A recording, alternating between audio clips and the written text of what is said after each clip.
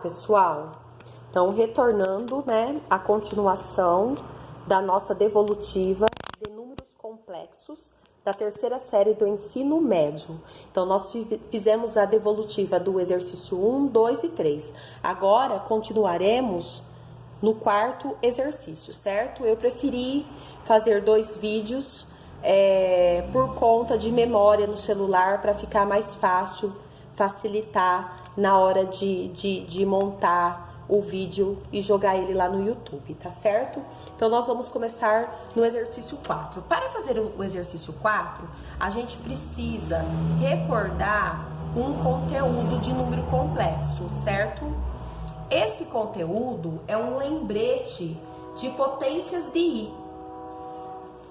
Vocês têm esse conteúdo arquivado, certo? Foi mandado para vocês no meio de junho. Então, vocês têm esse conteúdo no caderno de vocês, tá certo? Ou salvo no celular como documento. Então, potências de I. O que diz as potências de I? A gente vai utilizar a regra de potência. Então, a gente vai começar lá pelo n igual a 0. Ou seja, quando o meu expoente for 0. Então, todo número elevado a 0 é 1. Então, I elevado a 0, 1. Todo número elevado a 1 é ele mesmo. Então, I elevado a 1 é I. Então, quando o n for 1, I igual a 0. Desculpa. I elevado a 1 igual a I. Quando n for igual a 2, ou seja, quando eu tiver o I elevado a 2, a gente vai entrar aqui lá naquela regrinha de raiz. Então, quando eu tenho aqui uma raiz quadrada, eu vou substituir o sinal negativo por menos 1. Então, aqui eu tenho o I elevado a 2. Então, eu vou substituir ele por menos 1. Quando eu tenho n igual a 3, ou seja, I elevado a 3, o que eu preciso? Do I elevado a 2 e o I elevado a 1, porque 2 mais 1 é 3. Ou seja, eu vou pegar o valor de I elevado a 2, que é menos 1, e multiplicar pelo valor de I elevado a 1, que é I. Então, menos 1 vezes I, menos I. Ou seja, quando o I for elevado a 3, certo? Eu vou ter como resposta menos I. Quando eu tiver o n elevado a 4, a gente vai perceber que a nossa sequência, ela vai voltar no seu início. I elevado a 4 é a mesma coisa que I ao quadrado, I ao quadrado. I ao quadrado eu já achei que é menos 1. Menos 1 vezes menos 1, menos com menos, mais. 1 vezes 1, 1. Ou seja, eu retornei aqui, ó, no 1. Então, a gente fala que esses 4 primeiros itens, eles criam uma sequência, certo? De potências de I. E aí, essa sequência gera a divisão por 4. Então, toda vez que eu quero saber a potência de algum número, eu quero saber o resultado dessa potência, e o número é muito grande, eu divido ele por 4 para saber em que posição ele está e qual número ele representa. Então, é o que nós vamos fazer no exercício 4. Então, o exercício 4, ele pede para a gente resolver o I elevado a 14. Ou seja, se eu partisse aqui, ó, n igual a 1, n igual a 2, n igual a 3, n igual a 4, eu quero saber o n igual a 14. Como eu sei que as repetições acontecem na sequência de 4, então eu tenho 4 números, depois volta para o primeiro, volta para o segundo, volta para o terceiro, volta para o quarto. Então, eu vou dividir esse 14 por 4. Então, 14 dividido por 4. 4, 8, 12, vai dar 3. 3 vezes 4, 12, para chegar no 14, 2. E o resto indica a posição. Se eu tenho o resto 2, significa que eu estou aqui na posição n igual a 2. E aí, quando que o n é igual a 2? Então, o I 14 é a mesma coisa que o I elevado a 2, que tem como resposta o menos 1. Ou seja, a alternativa correta é a C, certo? Então, o i elevado a 14 é igual a menos 1. Eu poderia também ir contando, como é um número pequeno. Então, aqui, ó, 0, 1, 2, 3, 4, 5, 6, 7, 8, 9, 10, 11, 12, 13, 14. Eu pararia aqui da mesma forma. Mas quando o número é muito grande, assim fica difícil. Que é o caso do exercício 5. Posso levar a Maria lá embaixo? Exercício 5. O exercício 5 é i elevado a 37. Eu poderia pegar essa lista e chegar até o N37. Ou a gente pode fazer pela divisão. 37 dividido por 4, certo? Então, vai dar 9. 9 vezes 4, 36. Para chegar no 37, 1. Então, aqui, ó, resto 1, N igual a 1, certo? Ou seja, eu vou vir aqui, ó, gente, nessa regrinha que foi passada, nesse lembrete. N igual a 1, ou seja, o i elevado a 1, certo? E todo número elevado a 1 é ele mesmo. Então, o i elevado a 37 é a mesma coisa que i elevado a 1, que é a mesma coisa que o i, certo? Então, a alternativa certa é a alternativa que tem o i, que é a alternativa C. Certo? Agora nós vamos para o exercício 6. Só um momentinho, gente, que eu vou procurar ele aqui. Exercício 6 era para vocês fazerem uma conta. Na hora de digitar, gente, eu digitei errado. Era para fazer Z1 mais Z2, mas eu digitei Z1 mais Z1. Então, é dessa forma que nós vamos corrigir o exercício 6. Então, eu quero que vocês façam. Foi dados dois conjuntos, o Z1, que é 3 mais 4i, o Z2, que é menos 1 mais 2i, e era para calcular. No A, Z1 mais Z1, certo? Então, eu vou escrever o Z1 duas vezes. 3 mais 4i mais 3 mais 4i. Como que eu vou fazer a operaçãozinha de mais? Eu vou pegar a parte real com a parte real e a parte imaginária com a parte imaginária. Então, qual vai ser a soma? Z1 mais Z1. Vai ser 6 da parte real e 8i da parte imaginária, certo? Depois eles pediram na B pra gente fazer Z1 menos Z1, ou seja, o que está no Z... Ai, desculpa. Ai. Desculpa de novo, aqui é menos o que está no Z. Então, esse, gente, quando eu tenho alguma coisa e tiro ela, vai ficar 0.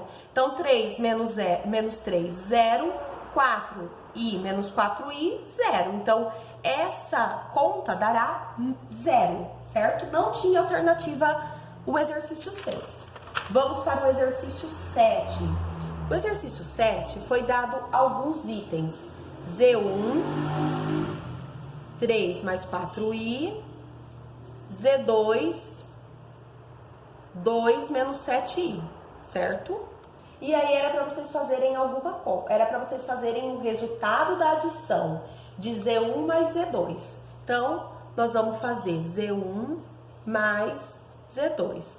Ou seja, os termos do Z1 mais o termo do Z2. Eu posso somar tudo? Não. Parte real com parte real, 3 mais 2, 5. Parte imaginária, 4, com o menos 7, eu vou conservar o sinal do número maior, vou subtrair, 3i, certo? Então, a alternativa certa é a que tem o 5 menos o 3i, que é a alternativa C. Por coincidência, é a mesma, está dando várias vezes a alternativa C. E aí, o exercício 8, vocês tinham que fazer uma multiplicação, certo? Então, eu preciso multiplicar. Então, vamos lá. 2 mais 3i vezes 5 mais 7i. Para fazer a multiplicação, eu preciso distribuir. O 2 vai multiplicar o 5, o 2 vai multiplicar o 7. O 3 vai multiplicar o 5, o 3 vai multiplicar o 7. 2 vezes 5, 10. 2 vezes 7, 14 e 3 vezes 5, 15, copio o i do 3. E 3 vezes 7, 21 i ao quadrado, certo? Terminou? Não. Agora, nós vamos juntar os termos semelhantes, tá certo? Então, vamos fazer a junção dos termos semelhantes. Então, aqui, ó, eu tenho o 14i e o 14 e o 15. Então, aqui vai dar 29, juntando os dois termos. E eu tenho o 10. Esse i ao quadrado, eu vou substituir. Lembra que eu passei para vocês um lembrete? Eu vou até voltar para vocês verem. Que todo i ao quadrado pode ser substituído por menos 1. Então, aqui nós vamos fazer isso, ó. No lugar do i ao quadrado, nós vamos substituir por menos 1, certo? E aí eu vou conseguir fazer uma simplificação até melhor. Então, vai ficar o 10 mais 29i mais, com o menos, vai ficar menos 21 vezes 1, 21. E aí, esse 21, ele passa a ser um número da parte real, que eu posso juntar com o 10. Conservo o sinal do maior, que é o do menos 21, e subtrai 21 menos 10, 11.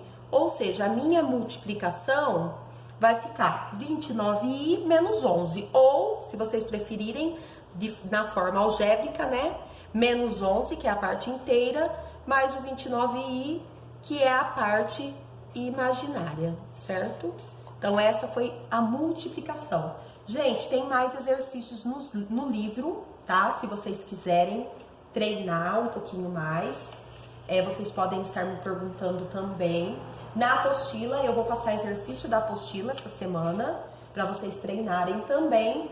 E tem a parte geométrica do meu número complexo. Então, o número complexo, ele tem a forma algébrica, que é esse formatinho aqui, que é a parte real e a parte imaginária, e ele tem a forma geométrica, ou seja, eu posso representar o meu número complexo lá no plano cartesiano, certo? Então, a gente pode escrever o número complexo também num gráfico. E aí, isso também está no livro, certo? Se vocês quiserem dar uma reforçada, lá na página 181 do livro didático da terceira série do ensino médio, Matemática, Contexto e Aplicações, tem explicando como que é distribuído um número complexo num plano cartesiano, tá certo? E aí, como que vai acontecer? O eixo X,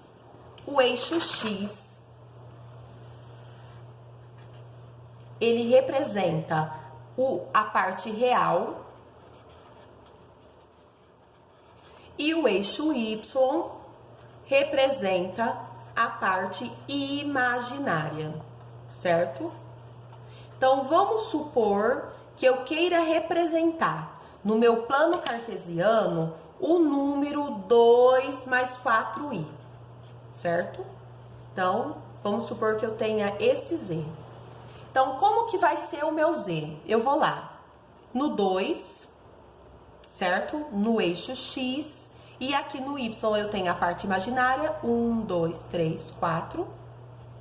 E aí eu vou representar o meu número Z1, certo? Então, ele tem uma posição lá no meu plano cartesiano. Vamos supor que eu quisesse representar o número menos 1 mais 2i. Então, como ficaria? Lá no eixo X, a parte real, e no eixo Y, a parte imaginária. Então, o meu Z2, ele estaria aqui.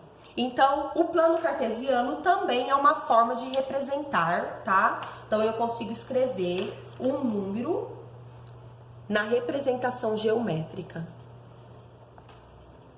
Então, quando que eu vou fazer isso? Vai depender do exercício. Em alguns casos, vai ser pedido a representação algébrica. Então, a representação algébrica é aquela bonitinha que eu passei para vocês no começo, certo? São esses dois aqui, eles foram dados de forma algébrica, que é o Azinho, que é a parte real, mais o B, que é a parte imaginária. Então, essa é a forma algébrica, ou seja, eu uso números para representar. E aqui eu tenho a forma geométrica, que é por meio do plano cartesiano, tá bom?